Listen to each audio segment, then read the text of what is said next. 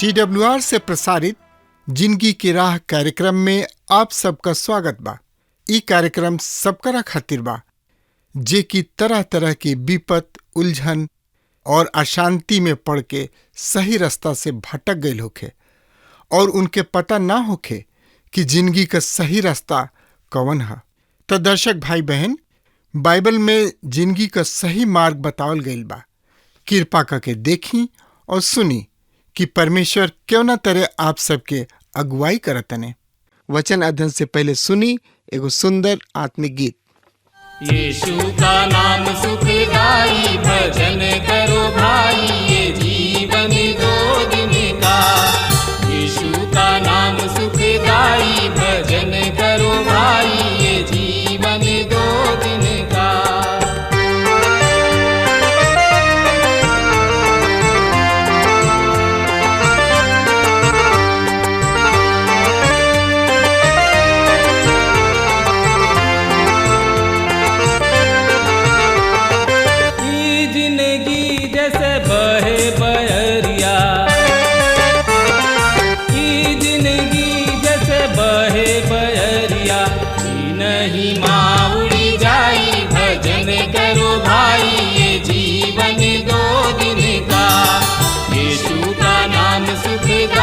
भजन करो भाई, ये जीवन दो दिन का।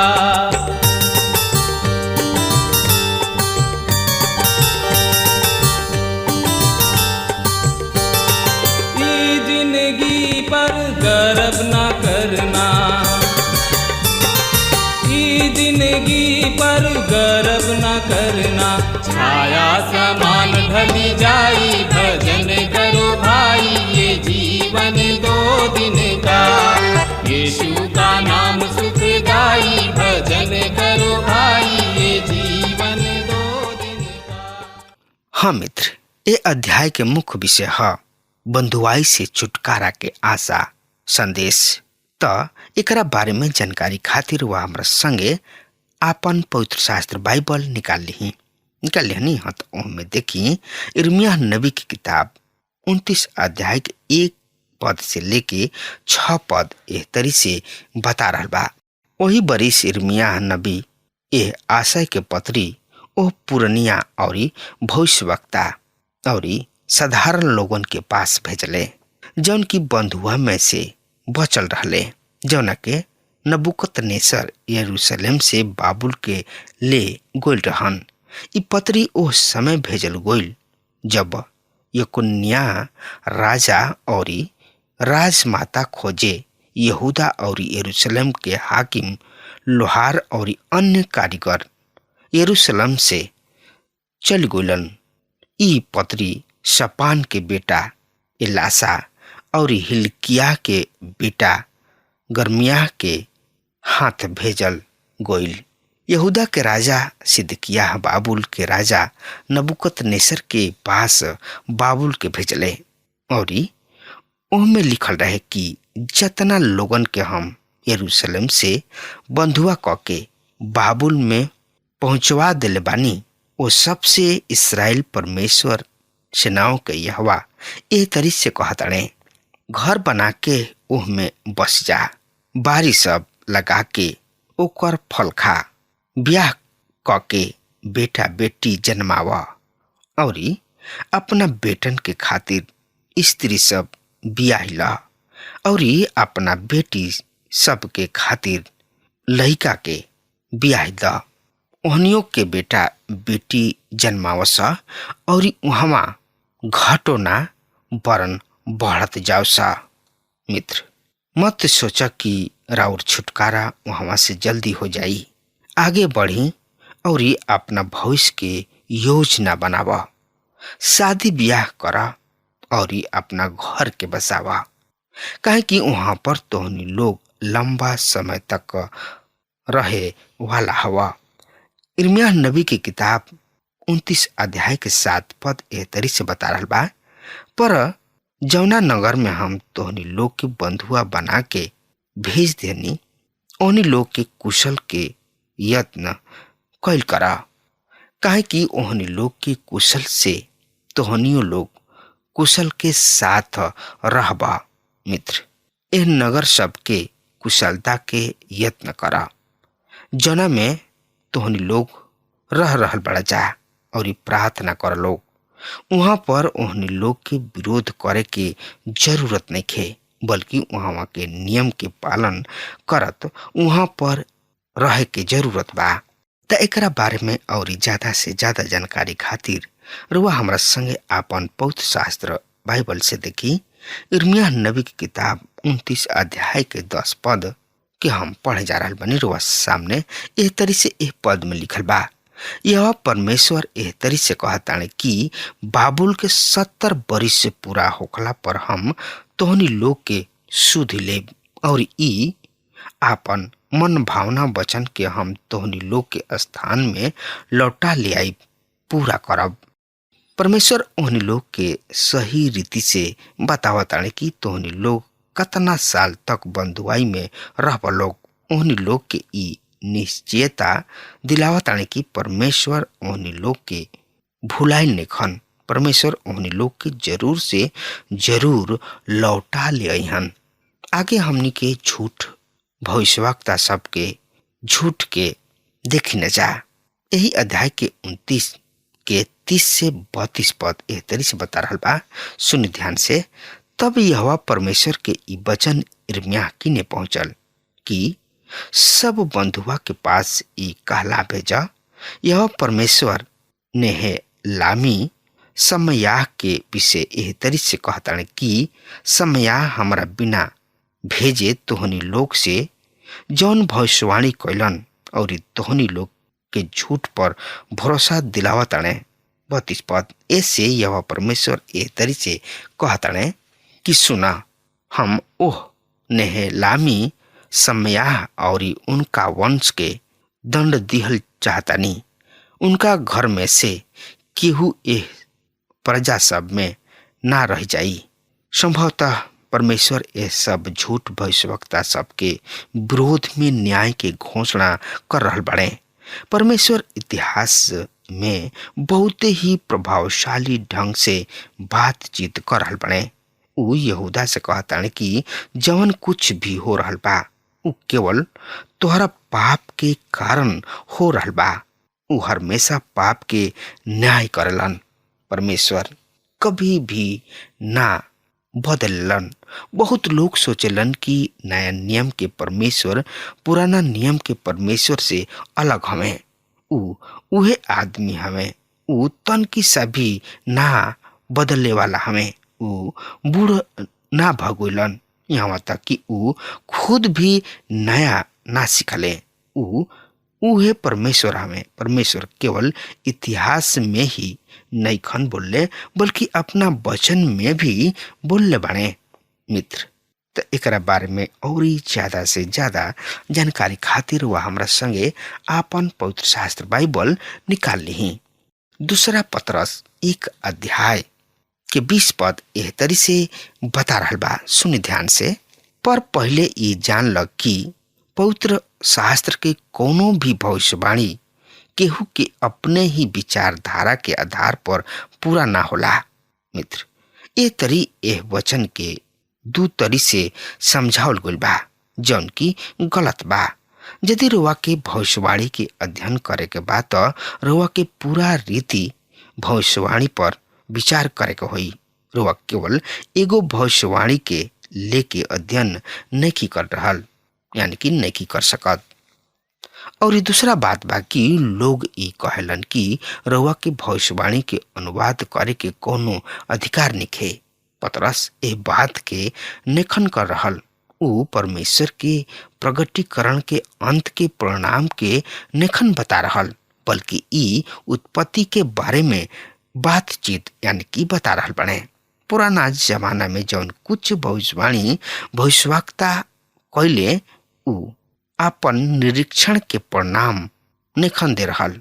उहे बोलने जौन की परमेश्वर उनका से कहले रहन, उनका में होकर बोलले रहन, बोलवावले रहन। जब हम औरी रउआ परमेश्वर के वचन के पढ़ी न जा तो हमनी के ऐसन जगह पर आवे के चाही जहाँ पर हमनी के धूरी में भी सूते के खातिर तैयार होके जा।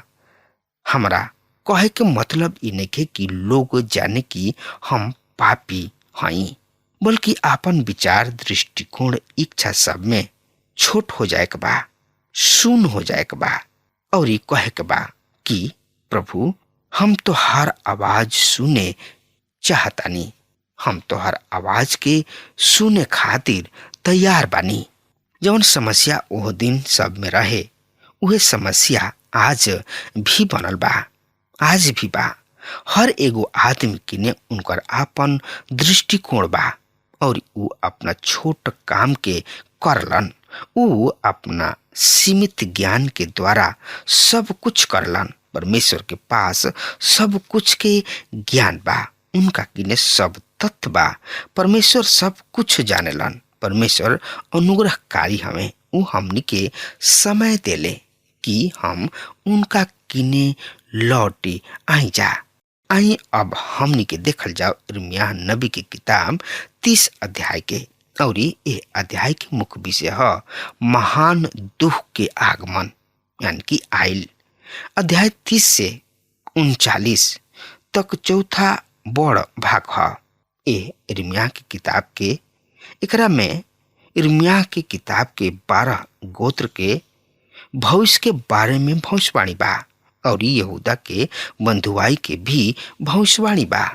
एक किताब में भविष्यवाणी ऐतिहासिक क्रम में ना है। ये भाग में यिर्मयाह के संदेश यहूदा के पास अंधकार के दिन में पहुंचल, जैसे कि अंधकार यहूदा में कभी ना रहे। ऐसा समय में भी यिर्मयाह प्रोत्साहन के संदेश पहुंचावताने। यहाँ पर ऐसा स्थिति बा, नबूकदनेस्सर के सेना यरूशलेम के 4 दीवारी के बाहर बा और उनकर मतलब व्यापार है। इस समय नबूकदनेस्सर शहर के नष्ट करी हैं और मंदिर के जरा दी हैं। यिर्मयाह के बंदी बना लिहल जाता और जेल में बंद कर दिहल जाता। उ 7 साल से झूठ भविष्यवक्ता के सामना कर रहल बने। झूठ भविष्यवक्ता हनन्याह कहले रहन कि बाबुल के सामर्थ 2 साल के भीतर टूट जाई। 7 साल बीत गइल और नबूकदनेस्सर 4 दीवारी के बहरी बने। उनकर सामर्थ टूटे नहीं खे जा रहल, बल्कि यरूशलेम के जोड़े जा रहल बा। परमेश्वर के भवन के बर्तन भवन में सुरक्षित ना रहे। यकोन्याह शहर के वापस ना ले अहन, सब कुछ नष्ट हो जाई। यहूदा राष्ट्र की जिंदगी खराब हो चुकल बा। यरूशलेम पहले से ही बाबुल की छाया में बा। राष्ट्र के पापी स्वभाव के कारण परमेश्वर के भविष्यवक्ता भी गुलामी में चल गइल बने, जौन की परमेश्वर के वचन के सुने के इनकार करताड़े। का कोनो भी समय अंधकार हो सकता? का जिंदगी में ऐसन भी स्थिति आवेले जौन की दिल के निराशा से भर दिले? फिर भी यिर्मयाह के संदेश नीचे से लेके ऊपर तक पहुंचता। ऊ ऊंचाई पर पहुंचे जा रहल बड़े। रात आइल मगर दिन के उज्याला भी आ रहल बा। तो एकरा बारे में और ज्यादा से ज्यादा जानकारी खातिर वह हमारा संगे आपन पवित्र शास्त्र बाइबल निकाल लेनी। हाँ, तो ओहमे देखी यिर्मयाह नबी की किताब 30 अध्याय के 1 और 2 पद के हम रोज सामने पढ़ल बनी। यह परमेश्वर के ई वचन यिर्मयाह के पास पहुंचल। ऊ इहा इस्राएल के परमेश्वर यहोवा इस तरी से कहताने कि जौन वचन हम तोहरा से कहीं उस सब के एगो किताब में लिख ला। मित्र, ऊ अब आपन भविष्यवाणी लिख रहल बाणे।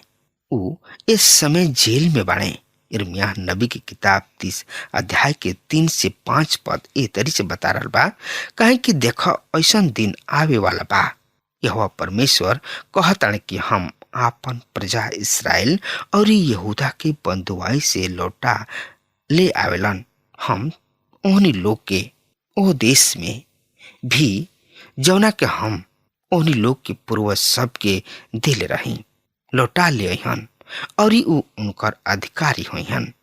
यह परमेश्वर के ई भविष्यवाणी है।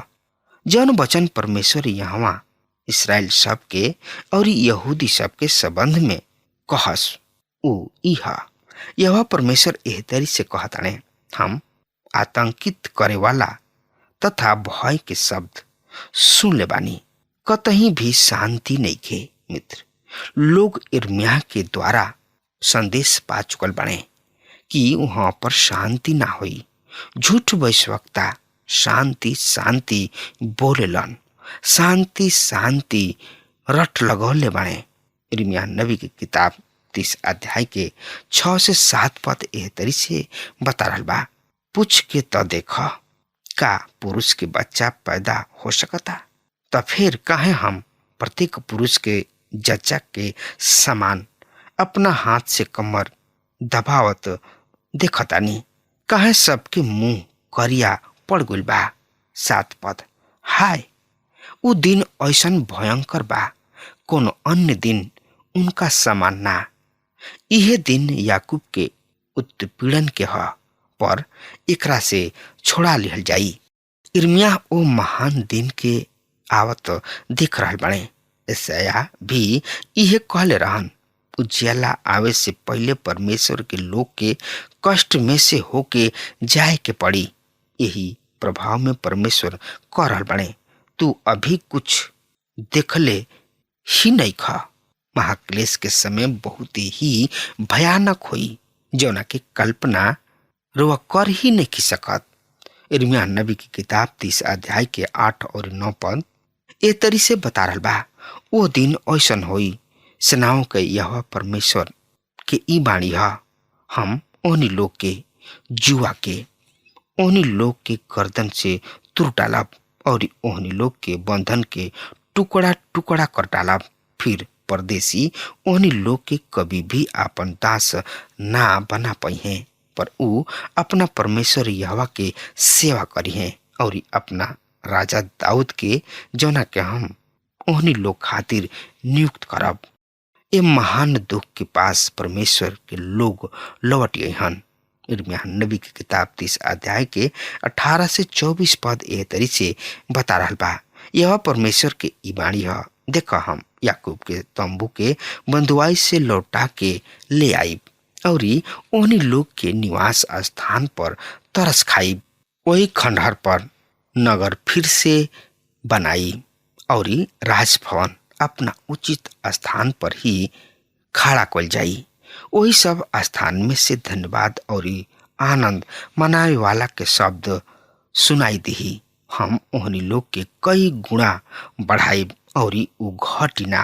हम ओहनी लोग के सम्मानित भी करब और ओहनी लोग के तुच्छ ना समझल जाई। ओहनी लोग के संतान भी प्राचीन काल के समान हुई हैं और ओहनी लोग के मंडली हमरा सामने स्थिर रही और हम ओहनी लोग के समस्त सतावे वालन के दंड देव। उनकर अगुआ ओहनी लोग में से एगो हुई हैं और ओहनी लोग के प्रशासक ओहनी लोग के बीच में से निकली हैं। हम ओहनी लोग के अपना निकट आवे वाला दुस्साहस करके अपना जिंदगी के जोखिम में डाल सकता। यह परमेश्वर के इहे बाणी है और तोहनी लोग हमार प्रजा ठहरबा और हम तोहनी लोग के परमेश्वर ठहरब। यह परमेश्वर के प्रचंड प्रकोप तब तक ना लौटी जब तक कि ऊ अपना मन के युक्ति के पूरा ना कर ले और सफल ना हो जा। अंत के दिन में तोहनी लोग इनका के समझबा। अब हमार समय खत्म हो रहा बा, तब तक खातिर वह हमरा के आज्ञा दी। परमेश्वर हुआ की बहुते बहुते आशीष देस। आमीन। हमके विश्वास बा कि ई कार्यक्रम आप सब खातिर फायदेमंद सिद्ध भइल हुई। हम चाहतनी कि आप सब अपन अपन आशीष हमरों से बांटी। अगर आप सबके लगे बाइबल से चाहे आपकी निजी जिंदगी से क्यों सवाल होके चाहे क्यों समस्या खातिर प्रार्थना करावे चाहतनी तो हमारी फोन नंबर पर जरूर संपर्क करें। परमेश्वर आप सबके बहुत आशीष प्रदान करें और आज का दिन आप खातिर सुखद बनावे।